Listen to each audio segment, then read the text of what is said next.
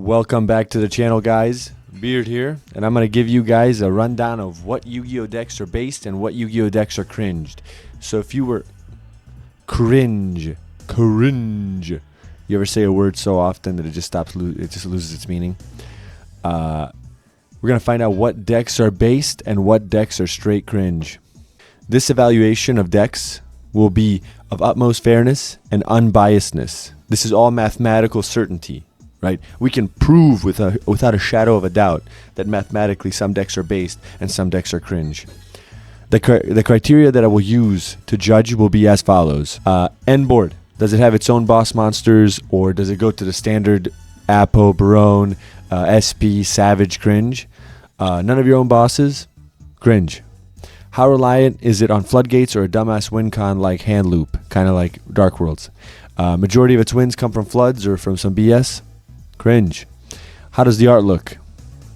If people call it waifu, or if it was designed to be waifu, probably mega cringe. Each will be on a 10-point scale, so that's I think like 4 different. Let's see, 1, 2, 3, 4. Yeah, 4 different criterion.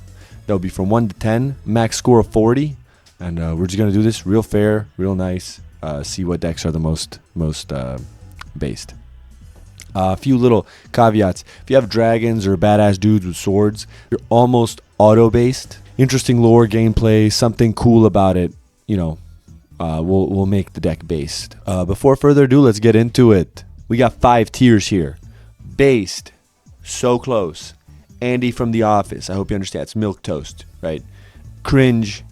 And then dudes with hentai mats. That's red alert. If you're in this tier, just run away from the deck, right? So let's do this tally. I'm gonna whip out my phone. Hold on, I'm gonna calculate this scientifically, baby. We first start with Bystials. There's Bystial variants, sure, but we're gonna do Bystials themselves. If you look at Bystials by the first criterion, right, does it have Bystials actually on the end board? And that is an emphatic yes. Many Bystial decks will actually use Dispatter, we'll use Lubellion, stuff like that. We'll give that a solid 8 out of 10. This is scientific. The second criteria. Is it reliant on floodgates or some dumbass win con? Unless you count Banishing from Grave as a win con, then no. Overall, Bystial so far pretty cool in design. I did not expect it to go this way. See, I'm a man of the people. I don't just put my own opinions here. I do scientific, objective fact. And so we'll do, in terms of cringe win condition, we'll give another 8. Now, how does the art look? This is very important to know if you're cringe or based. Most of the Bystials are pretty cool, with some exceptions, such as Saronir and the actual Dispatter. I think Dispatter is probably the most hideous card ever created. It's literally the ugliest Yu-Gi-Oh card ever made. It's on a 1 to 10 scale, it's a negative 100. So I'm going to have to give it, I cannot give this more than a 5 for art, even though the other ones are cool. Lubellion's really cool. I'm going to give it a 4. I just can't do it. It's horrible, ugly art. Horrible, ugly art. And waifu, of course not, unless you count Alubra as a waifu, but that would be just maniacal. So we'll give this no waifu, probably a 9. Probably a 9. Yeah. So we got a score of 29 out of 40. And so close. It almost got into the so close base category. It is Andy from The Office. Milquetoast, Bystials are there, which is kind of where you'd expect them. In fact, you'd probably expect them to be a little cringe. Dragonmaid. Is this deck based? Is this deck cringe? It does make its own end board. It has its own boss monsters, which is pretty cool. I'm going to have to give it an 8. I know it uses some other stuff for its end board, I'm pretty sure. How reliant is it on floodgates or a weird win condition? I don't think very. I think they're actually a pretty fair base deck. We'll give it an 8. Artwork. This is a flat 0. Anybody that thinks this is a good archetype in terms of artwork is crazy. They're hideous. They're animal, like some kind of chimera hybrids. They're disgusting. They're just straight up disgusting. And is it a waifu deck? It was the premier designed waifu deck. And so another 0. And so Dragonmaids do end with a cringe score, which is kind of what we expected. Dragonmaids are disgusting. Now we got Sky Strikers, a personal fan favorite of everybody. What does it rely on for end board? Only its own stuff. Straight up, only its own stuff. That's a 10. Does it rely on any kind of stupid win condition? Other than maybe like board clearing? No. So another 10. How is the artwork? The artwork is almost perfection. I would give it a 9. And then finally, is it a waifu deck? It is, but it wasn't designed to be a waifu deck. It was tasteful. It wasn't tasteless like a lot of other waifu decks. So we'll give it at least a 5. No, we'll give it a 6. 6 is fair. Sky Striker come in as the first base deck in Yu-Gi-Oh! With a score of 35. How based is Eldlich? When we look at its ultimate end boards, does it rely on itself? You don't really see many end boards with generic boss monsters with Eldlich. It can be teched into a lot of stuff, so you can see it, but overall, Eldlich is the boss. So we're going to give that a flat-out 10. He is a G. And in fact, it's like not even a negate. You have to have him on board for the trap card effects. So that's a 10. Does it have a stupid win condition with floodgates and all that sort of stuff? It doesn't. It used to. It really did. It used to. It used to floodgate you out of the game. Not anymore. Now it's a pretty sweet control deck. It does still have skill drain. Is skill drain ridiculous? Yes. I'll have to give it here, just for fairness sake, a 5. Because it ultimately does rely on stuff that people don't really like. But traps are pretty based, so you know what? We'll give it 2 more points. That's a 7. 7 in terms of end board reliance. Doesn't hand loop you, doesn't floodgate you out other than skill drain. Pretty sweet deck. How does the art look? This is a 10. A clear 10. The artwork is absolutely phenomenal. Clean. He looks based. He's got literally stilettos on, and he's a man, and he's pulling it off. And there's also the trap dudes are pretty sweet looking themselves. So we're going to have to give that a 10. And then we got, is it a waifu deck? Not at all. Technically, Eldlich can be classified as slightly waifu, so we'll give it a 9. And then we have our second base deck. We're going to actually put this by ranking. Eldlich with a score of 36, narrowly beating out Sky Striker. Beautiful. You've come to me. You've made yourself present. Brandon! Let's go! First, end board. Does it make its own stuff? Yes. Clean 10. Actually an 11. No. We'll give it a 12. The deck is so focused on its own stuff that it only is locked into fusions. You hardly ever see anything non-branded in the branded deck. 12 out of 10. Does it rely on anything stupid? Gimmick Puppet's a little bit dumb, for sure. Should be banned. But overall, you don't even have to play it to succeed with the deck. Another 12 out of 10. Artwork. I mean, this is a 15. This is obvious. A 15 out of 10. Mirror Jade, Albaz, all these guys are like, literally, they look cool as hell. Cartesia, Quem. I mean, miss me. If you don't think the artwork looks phenomenal, miss me with that, please. And then lastly, is it a waifu deck? Hell no. It's got some waifus, but their support characters there, they're not like, oh, the end all be all. We're giving it another 15. And with the fair score so far, I think we have the branded deck with a 54 out of 40 possible points. Very nice so far. I think it's the leader, and I don't think it'll be overpassed, but you never know. Things could happen. Now we have True Draco. We'll start with end board. What is its end board? Its own monsters or other generic monsters? It's its own monsters. That's 10. What's its end board in terms? Does the deck rely on floodgates or stupid stuff? It does. But it relies on Monarch's Erupt, Domain, those type of cards. Tribute. They're really focused on tributing. I'll give this a 6. It's pretty fair. To be fair, we'll give it a 6. It doesn't hand loop you. It doesn't do anything. It's just, here's a skill drain. Can you beat it? Artwork wise, I mean, the True Dracos are phenomenal. They're like a 10. They're a 10 for sure. Easily a 10. And then waifu, there's one waifu, but it's tasteful again. Another 10. And we have another deck with a 36 tying Eldlich. The True Dracos, narrowly beating out Sky Striker. Next deck is Unchained.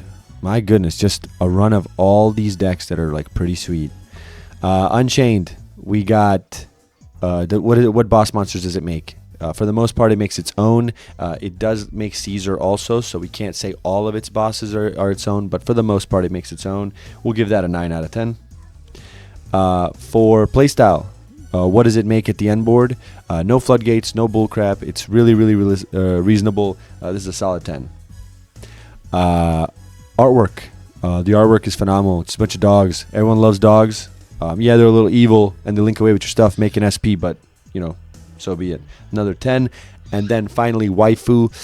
I don't think there's a waifu in this archetype, except maybe like Rakia, but she's got like vampire teeth, so I don't know if you'd be into that.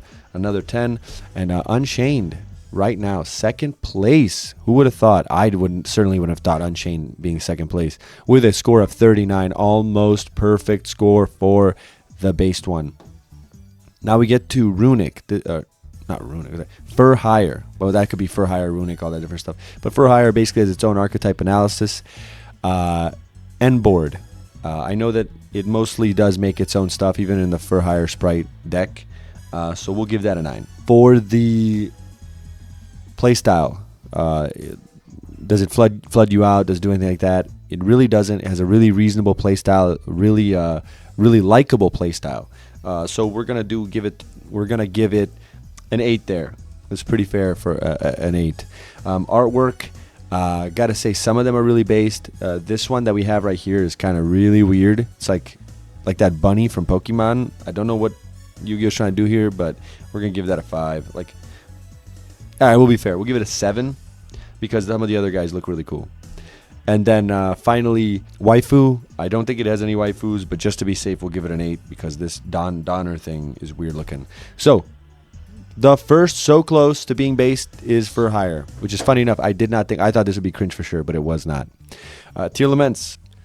For tier, does it make its own end board? It does. Those Kalos monsters like Rukalos and the other one, the one that's the Visas Fusion, or whatever, not Visas Fusion, the Kaleido Heart, whatever its name is, man. They're all the same freaking name, and it's hard to remember. I'll just give it a 7. It would be a 9 or a 10 if it didn't make Barone, which any deck that just makes Barone as its standard play is super mega cringe. So 7 for that. For its second score, does it use alternate win conditions or floodgates to win? It used to, but it does not anymore, so we'll give it an 8. How does the art look? The art is pretty cool, very unique, so we'll give it a 9. And then waifu, I mean, it's probably the definition of waifu. I can't really give it more than 5 in good humble opinion. So Tearlaments will be joining the Bystials in Andy from The Office. Now we got Infernobles. I don't know why I didn't put Charles here. Probably so I didn't give it like a 45 off the bat because he looks so badass. But I don't know which one this one is. One of the little level ones probably. Infernoble. It's end board. For the most part, it makes its own guys. So we'll give that an 8. Does it use alternate win conditions just to basically FTK your opponent? It tries to make negates, which is kind of cringe. But overall, it doesn't. It's still somewhat tasteful, other than Angelica's Ring. So I'll give it, honestly, like a 7. I can't really give it a negate deck more than a 7. But you know, that's pretty reasonable. Its art style. How good is its art? I mean, it's pretty fire. All puns intended. So we're going to give this, honestly, a 10. The artwork is phenomenal. Cool dudes with swords. I mean, what more can you ask for? And finally, waifu. There are some waifus in this archetype, but they're very tasteful. Just like I said, I love tasteful waifus, not just cringe Dragonmaid, which should be probably a -5 out of. You know what? I forget what Dragonmaid was. Dragonmaid is down to dudes with hentai mats. I take off 10 points just because it made me mad just by sitting here and thinking about it. Literally, it's the ugliest, most gross archetype ever. We'll give. It's got tasteful waifus +9. We're looking at 34 for Infernoble, and in fact, they're based. We're gonna put them with a 35. I gave them a +1 just because they look cool. Kids keep interrupting me and my super technical analysis, but we brought the glasses for more improved technical analysis. Now we get to Labrynth. Labrynth is, in its own style, What's its end board look like? For the most part, it's its own monsters. I can't give it anything less than like a 9. It's pretty reasonable there. The reason it's not a 10 is because it makes Kashtira Fenrir. A lot of times. Any deck that makes Fenrir as its like boss monster is cringe unless you're Kashtira. And even that might be cringe, we'll see. Does it use alternate win conditions to blow you out to win some bullcrap? Why, yes it does. Eradicator Epidemic Virus. So, and that's one of the most hateable cards in the game, so we'll give it a 1. Because at least you still have a chance of playing. Some decks do, some don't. But a 1 for sure. Now we get to the artwork. It's all right. It's solid artwork. Nothing crazy. Very well designed, but kind of catered to. It's like a more tasteful Dragonmaid. So I'll give it a 5. You thought I was gonna give it more, didn't you? No. And then finally, is it a waifu deck? It is. I can't really go more than like a 2 because even the dudes are waifus in here. So comes out with a score of 17, and that is cringe. Now we get to Dark Worlds. Ooh, Dark Worlds. Dark Worlds end board. What does it make? Does it make its own stuff? Hell no. It makes generic extra deck boss monsters if it doesn't hand loop you. That's a 0. What is it alternate? Does it have an alternate win condition where it tries to FTK you out of nowhere for no reason? Yes. It's one of the most disgusting ones too. A hand loop that only loses to basically Droll and Lockbird. Another 0. Artwork. Artwork might be its saving grace. A little too demonic for my taste, but I'll give it an 8. It's pretty gangster looking. They look pretty clean. Some of them are hideous though. Some of them are just ugly. But like Silva Graph, some of those are cool. And then finally, does it have waifus? Snow. I don't think it even has like women. I don't even think they're like, yeah, I don't think they can even be classified as women. So we're going to give this like a 5. Just because like I hate this deck. This is unbiased. This one for sure is unbiased. But please, anyone that likes Dark Worlds, man, go to the closet. Be in there for fucking 25 days and don't come out. Do yourself and everybody else a favor. 13 score for Dark World. Vanquish Soul. Makes its own boss monsters. 10. Any alternate win conditions? TCBoo was killed, so no. Actually, no, I can't give it a 10. I just remember they make Fenrir. I'll give it a 9. 9. Doesn't have alternate win conditions. 9. Because you can still get the TCBoo. They still run it, I think. Artwork's pretty sick, other than that camel toe on that one card. Really weird choice, Konami, but whatever, do you. Every card is cooler than that one, so I'll give it an 8. And finally, waifu, there are some, so we'll give it a 5 there. And that is a clean 31, and we are above Fur Hire. Now we get the Spright. End boards. It makes its own stuff, but a lot of times it doesn't make its own. It's like 50-50. It's a 5. Does it have alternate win conditions? It just tries to make like negate boards, and it can be teched into a bunch of different stuff. So it's just a little cringe overall. I'll give it a 5 again. Artwork. I mean, this is probably one of the most hideous artworks. It's just as bad as like Dispatter, I'd say. No one knows what the hell they're. Just like lightning or whatever. They have stupid names also. I'll give this a 1. And then finally, waifus, I don't think they're even like beings. So I guess that's like a 7. And so we do put this in cringe, but the highest level of cringe, right? So it's almost at Andy from The Office. Now we get to Runic. Is Runic based? We already know the answer to that. Yes. No, it's not. Hella not based. Runic's end board. It techs in a million different things. It doesn't do the standard generic crap usually, other than when you run it in Bystials or with Bystials. But overall, I'm not a huge fan of the end board playstyle of Runic's. So I'll give that a 5. I'm not going to be super unfair. Now we get to alternate win conditions. This does have it. It's a 0. Can't give you any more. Trying to deck me out or stun me. That's AIDS. Artwork. Pretty cool artwork, even though it might be like it's interesting, it's a good idea, but it's still just lazy. It's a dude's arms, but it does convey, like the artworks do convey a sense of like interest. I do not like that Hugin and Moonin are like chicks and not like straight up ravens, but whatever. We'll give it a 6. Pretty average artwork overall. And then finally, waifus. I don't think there's really any waifus, so we'll just do it like 5 or 6. We'll do 6. We'll be fair. Runic is in the cringe. Who would have thought? Now we get the Chimera. No technical analysis needed here. Artwork's cool. Overall, it's not hentai mats, but it's a cringe deck. It's stupid. Uses Brand Infusion and it can't even do anything. It's literally like, ugh, just the cringest deck ever. Alright. Borreload deck. Rocket deck. Whatever. Dragon Link deck. Does it make its own boss monsters? Technically, Savage is its own boss monster, but it does do generic boss monsters also. We'll give it a 6. For alternate win conditions, does it have some stupid win condition? Other than the Bystials, I can't give it a 10 because of that. I'll give it a 7 though, because if it didn't have the Bystials, I think it'd be very, very reasonable. But Bystials hard carry this deck, and just banishing all your graveyard shit's just super annoying. So 7 there. Now we go to artwork. Artwork is pretty cool. I mean, it's dragons and guns all combined into one. I mean, that's about as cool as it gets. So 9 right there. And then finally, does it have waifus? No, that's a 10. You're looking at a super close, probably the highest right now in the so close to being based deck. Fire King. Does it make its own boss monsters? Exclusively. Literally exclusively. At least currently. When Snake Eyes comes out, it's a little bit different, but right now, exclusively, it makes its own. Alternate win conditions. Does not have it. Artwork. I mean, it's a 9 out of 10. It's almost perfect. And then finally, with the waifu, even though they will get one in the future, I have to judge it on currently in the current format that we're in. Who knows when that card will drop? And so this is another 10.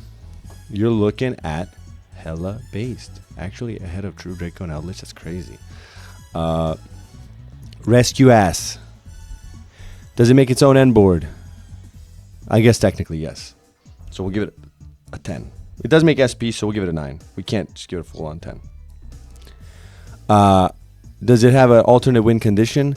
Not really. Just kind of like snowballing into more resources, but that's not really an alternate win condition. So overall, 9. There. Artwork. Artwork is somewhat cool, but kind of like it's interesting. It's unique. I like the direction they went with it, but it's not really that cool. It's not my cup of tea, so I'll give it a 5. And then finally, does it have waifus? Hydran is probably the biggest waifu in the game, but technically, since it's not a person, we don't count that. So another 10. Surprisingly, almost based. Rescue Ace. Can you believe that? I don't even like the deck. You see how unbiased and fair this analysis has been, aside from Chimera. Let's go to Centurion. End board. 0, because it makes Calamity. Until it makes something else, it's cringe. Alternate win condition. Calamity. Another 0. Super cringe. Artwork. Artwork is alright. Nothing too fancy. I'd put a 5. And then finally, it's waifu tax. I mean, it's like a 3. It's every single character is like a waifu. So plus 3 there. We have our second Dudes with Hentai Mat ranking deck. Did not expect Centurion to be there. You see, this is objectively fair by these criterion. Mannadium. Does it make its own monsters? It does not. So 0 out of 10. Does it have an alternate win condition other than like 65 negates? It does not. But the Vicious Astrolabe is pretty unfair, and the negates are really unfair. So we'll give it like a 4. I hate all-out negate boards. It's cringe. It's helmet. Not really hard to play. I don't like it at all. And then artwork. Artwork is pretty based. I'd give it like a solid 8 in artwork.